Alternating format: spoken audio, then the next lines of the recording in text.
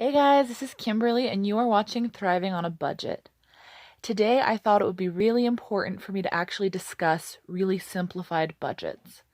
If you don't know where or how to begin, this is for you. Okay, so something that I do because of my limited budget is I make a checklist. So I know what my expenses are every single month and I know when they have to get paid, things like that. So this is just super simplified as an example. You can ignore the stuff on the bottom, but just look at this list where it's like, okay, rent, car, phone, car insurance, health insurance, utility. And this is not all of my expenses, and these are not my exact numbers. These are numbers I'm using as reference. So I'm not putting my actual numbers on here. Okay, I got some more expenses than this, but okay, let's say your rent's 500, and I know that's really low, but in certain areas you can find rent around that much.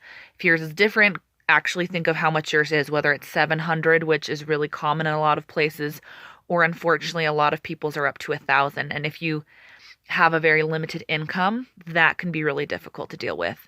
Cars, how much is your car payment? Phones, car insurance, health insurance, utilities, internet. Think about these kinds of things. And if your situation is super tight, what can you cut out? Is internet something you actually need to have at your house? Or can you go to the local library to get internet?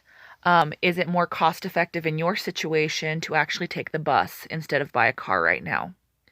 That is totally up to you. What is your personal financial situation?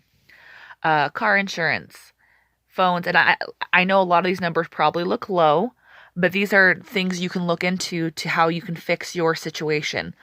The phones that they have at Walmart, a lot of their prepay phone plans where it's not even a plan, it's you can go and start whenever you want and get cheap phones. You can get them for like 35 bucks, 40 bucks a month, and that's a doable thing. If that's an area that you know you can cut back, is your phone. If you're paying 70 or 80 a month and your bills are too tight, look into something like that. Car insurance, maybe shop around and see what kind of deals you can get. A lot of different car insurance companies have deals that they have those little things you put in your car, and if you're a good driver for a while and you're showing that you are a safe driver, then you can get discounts. Health insurance, yes, yet again, my number that I'm using as an example is low. This number is based off Obamacare, which you know what the thing is, if your budget's tight, don't let anybody make you feel bad about what you have to do to survive and function. If you have to be on Medicaid, if you have to be on Obamacare, whatever you have to do with your budget, that's your business. And if someone's going to be disrespectful about that, then maybe avoid that person, Utilities. Think about what you can do with your utilities to bring your bill down. Pay attention to what your typical utilities monthly are. Do you have a water problem or an electricity problem, whatever? Are you leaving the lights on too often? Are you using too much water? Do you have a leak at your house? Think about those kinds of things when you're looking about what your bills are.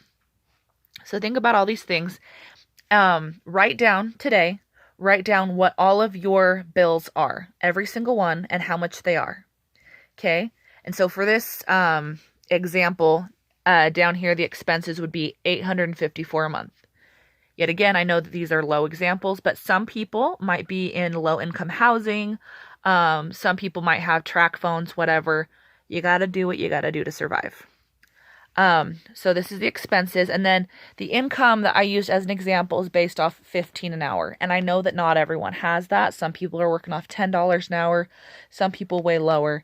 This is just an example to make these numbers work that I'm using. Okay, so let's say, and so right here I put 1608. And so when you do the original math where it's $15 an hour for 8-hour shifts, 5 days a week, for 4 weeks a month, it's going to come out to like, I think 2,400 or something.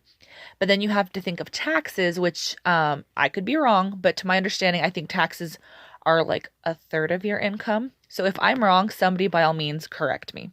Okay, but so you end up having about this much a month as your actual income after taxes. Okay, so you need to consider this and the fact that this is going to come out. Okay, so this is not considering food and this is not considering gas. So one of the things you need to think about is before you go shopping, gas, for clothing, whatever, is how much money do you actually have after your mandatory expenses? Because sometimes your grocery shopping bill, maybe you're going to only have 25 bucks that week and you got to make it work, whether you're eating peanut butter sandwiches or a lot of pasta, or you're getting creative, or you're couponing, or whatever you're doing.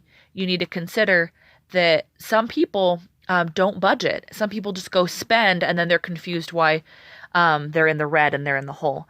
And so you need to think of how much are you actually bringing in? Look into it. Pull out your pay stubs, do the math and find out what it actually is after taxes, and then minus your expenses. Okay? So that's the first part of what we're going to do for our budget, is figure out what our bills are, what is our income, what is our expenses, and minus the expenses from your income. Okay? And then I'm using this little calendar as an example. Think of when your paydays are. Is your paydays twice a month? Is it weekly? It depends. Everybody's situation is different.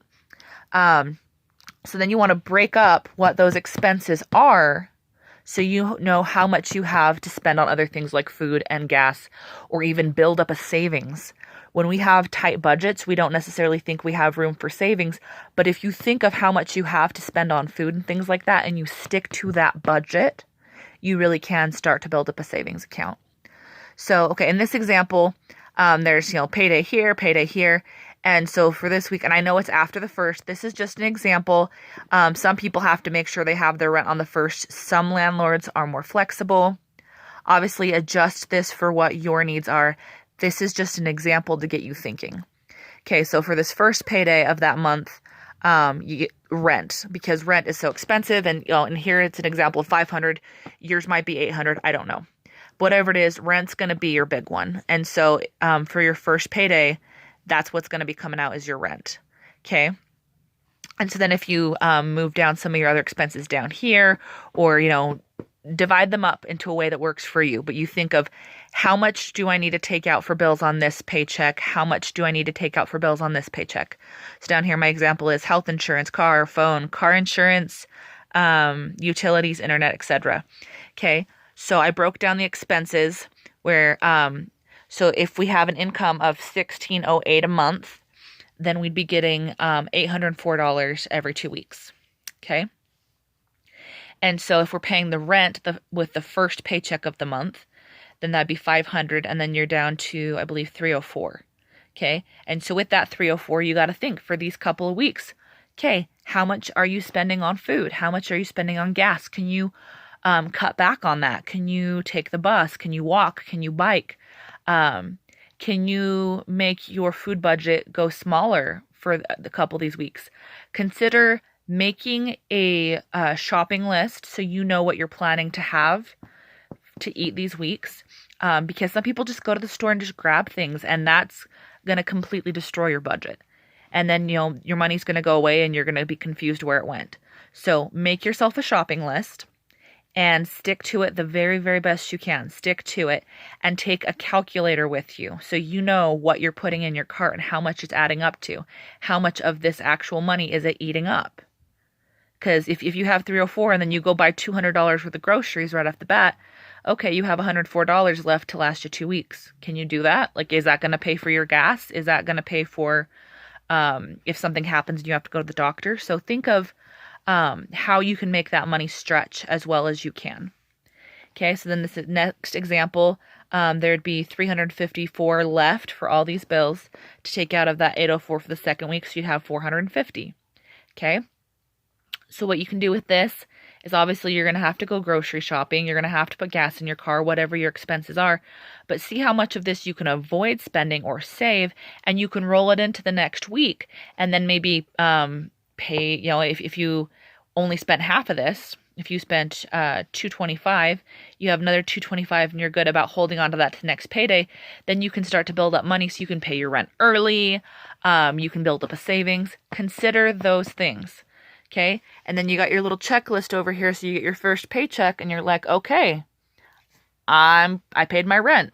And then, maybe if you did a little side job, like, if you mowed your neighbor's lawn, help somebody move, whatever it is. If you're doing side jobs, maybe you got something else paid off earlier. Like, hey, I got $35. I paid off my phone early, whatever it is. And you mark these as you pay them off. So you're making sure you pay your bills every month, and you're aware of what you're actually spending. So things to consider there. Something else I want you to think about is things not to do. Things that will completely destroy your budget or get you into deep debt. Okay? Payday loan places, absolute garbage. You don't even want to think about that. Okay? Garbage. Payday loan places, they jack up the interest rate on it to disgusting, ridiculous rates. You'll never be able to pay off most of those things, especially if you're on a tight budget. Do not look into payday loans. Not what you need. Okay, frequently going out to eat and doing fast food. That can eat this up really quickly if you keep going through drive-thrus or you're going out for Chinese. None of that's bad, but consider that in your budget. Plan for it. So you're like, okay, I'm spending $20 this week on going out to eat, or $10 next week through a drive-thru, whatever it is. Factor that in. If you do impulsive eating out and you don't have a lot of money, that is going to burn through your money like crazy. So think about that. Another thing to think about is most credit cards. And notice I said most because you obviously don't want to get into debt and to eat up your money. There are certain credit cards that are better than others. If you get a credit card through your bank or your credit union, those are so much better than those things that they send you in the mail. So if you bank at a bank or credit union, talk to someone, find out what kind of credit cards are available, and ask important questions. Ask is there a fee if I don't use this? Sometimes there's credit cards that have fees attached to them if you don't use them, which is ridiculous. Sometimes there's credit cards that have fees for all kinds of, if you pay it off too early. So it's the kind of credit cards you're going to want. I would suggest everybody probably needs maybe one credit card if you're on a tight budget, for those months if something bad happens, if there's a medical emergency or something.